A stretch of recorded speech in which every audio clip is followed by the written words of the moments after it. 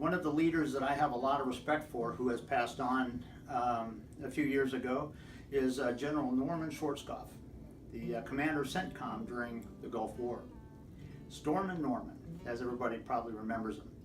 When he was promoted to command CENTCOM, one of the first things he did, and it's borne out in his autobiography, one of the first things he did was sat down and thought about, in my area of responsibility, where do I perceive the great risk? If something happens, where do I think it's going to happen? And he chose exactly the right place. And what he did is, when he said, here's where it's probably going to happen, and what do I think is going to be occurring out of that? And he actually had his staffs wargaming those scenarios, and by the time Desert Shield and Desert Storm came up, he knew exactly what he was going to do.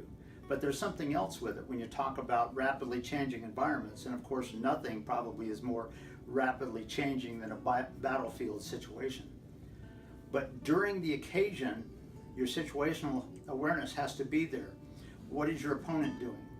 When you see what they're doing, is that a ruse? Are they trying to trick you? Or is that what they're really doing? What would that suggest? Same thing when you're leading a team in business.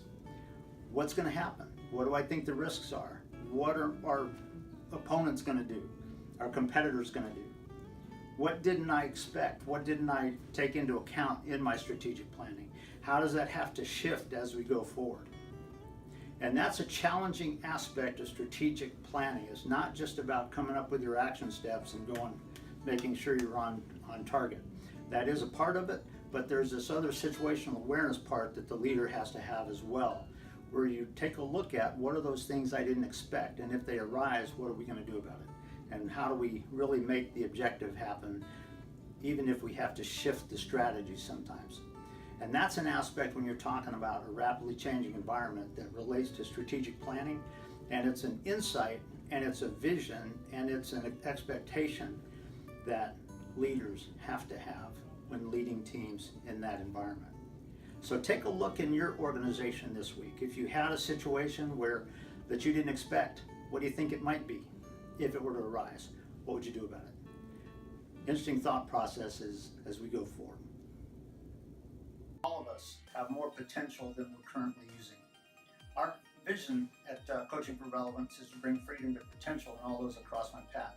So I want to just challenge you to go check out our organizational maneuverability course and see how that can provide you insights that maybe that you're not seeing right now. And I also want to invite you to give us a call if you'd like to have a conversation about some items. So we want to just leave that with you, and thank you for your time.